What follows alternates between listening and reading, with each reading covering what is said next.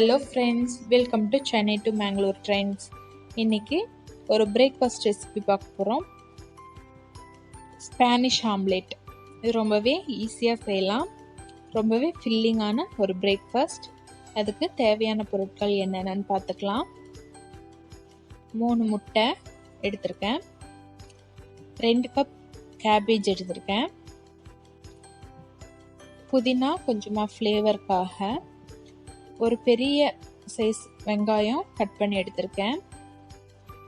2 உருளைக்கிழங்கு சின்ன சின்னதாக கட் பண்ணி எடுத்திருக்கேன்.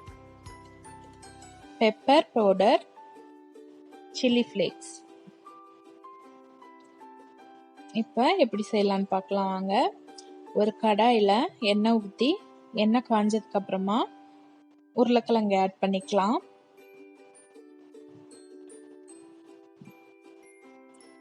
நல்லா உருளைக்கிழங்க இந்த ஆயில்லையே குக் பண்ணுங்க.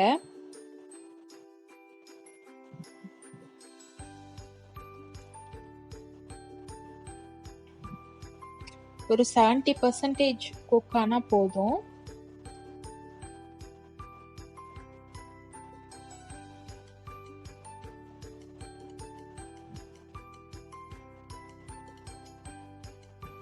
இந்த அளவுக்கு குக் ஆனா போதும்.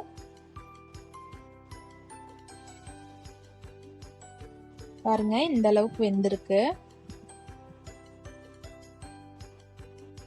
இப்போ இதுல கட் பண்ணி வச்சிருக்க ஆனியன்ஸ் ஆட் பண்ணிக்கலாம்.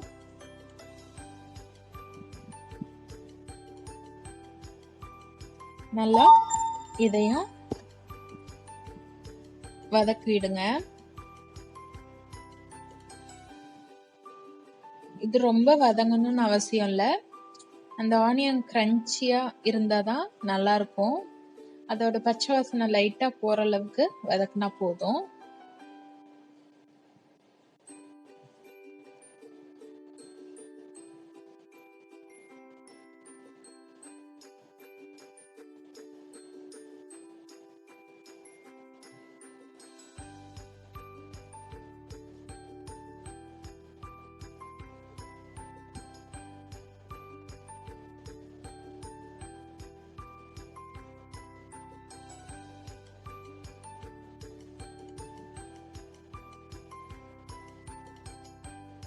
இந்த அளவுக்கு நல்லா வதங்கினதுக்கு அப்புறமா நம்ம கட் பண்ணி வச்சிருக்க கேபேஜ் சேர்த்துக்கலாம்.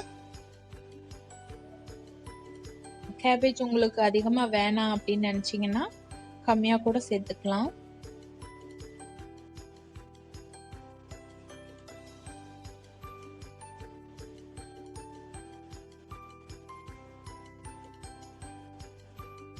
நல்லா மிக்ஸ் பண்ணி விட்டுக்கோங்க.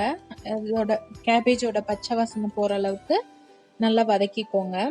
தண்ணி எதுவும் ஊற்ற தேவையில்லை. ஓரளவுக்கு குக்கானா போதும். பச்சை வாசனை போற அளவுக்கு நல்லா குக் பண்ணிக்கோங்க. உப்பு சேர்த்து நல்லா மிக்ஸ் பண்ணி குக் பண்ணிக்கோங்க. இந்த அளவுக்கு வதக்குனா போதும். அதோட பச்சை வாசனை நல்லாவே போயிருச்சு. இப்ப ஸ்டவ் ஆஃப் பண்ணிடலாம். நெக்ஸ்ட் 3 முட்டைய ஒரு பாத்திரத்துல போட்டு நல்லா பீட் பண்ணிக்கோங்க.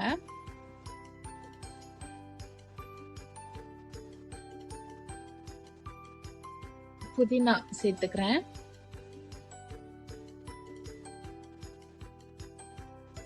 இந்த 3 முட்டைக்கு தேவையான அளவு மட்டும் உப்பு சேர்த்துக்கிறேன்.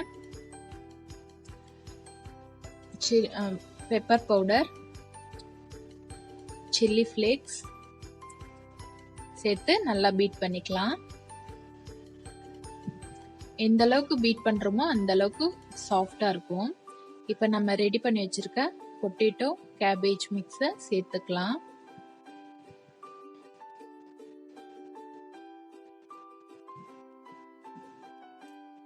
இப்ப நல்லா இத பீட் பண்ணி விட்டுக்கோங்க.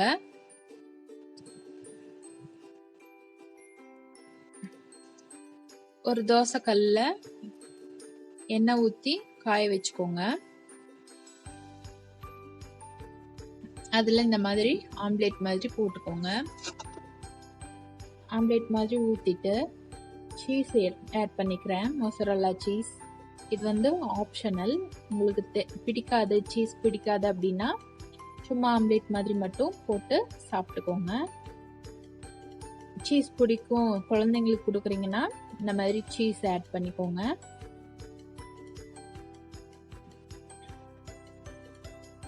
நல்லா எல்லா பக்கமும் சீஸை துருவி வச்ச சீஸை ஆட் பண்ணிக்கிறேன். இப்போ அதில் மேலே இன்னொரு லேயர் எக் மிக்ஸை ஆட் பண்ணுறேன். எல்லா பக்கமும் நல்லா ஆட் பண்ணி குக் பண்ணிக்கலாம். பரப்பி விட்டுக்கோங்க இந்த மாதிரி.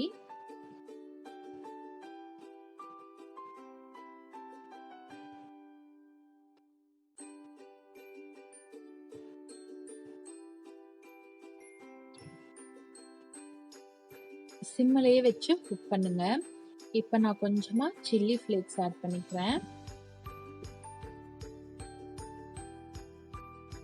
பெப்பர் பவுடர் கொஞ்சமா ஆட் பண்ணிக்கிறேன். இதை நல்லா குக் பண்ணி திருப்பி போட்டு குக் பண்ணி எடுத்துக்கோங்க. நம்மளோட ஸ்பானிஷ் ஆம்லேட் ரெடி ஆயிடுச்சு. இந்த ரெசிபி உங்களுக்கு பிடிச்சிருந்துச்சுன்னா லைக் பண்ணுங்க, உங்க ஃப்ரெண்ட்ஸ் கூட ஷேர் பண்ணுங்க. இந்த சேனல் என்ன நீங்க சப்ஸ்கிரைப் பண்ணலன்னா சப்ஸ்கிரைப் பண்ணுங்க, கூடவே பெல் பட்டனையும் கிளிக் பண்ணுங்க. Thank you for watching.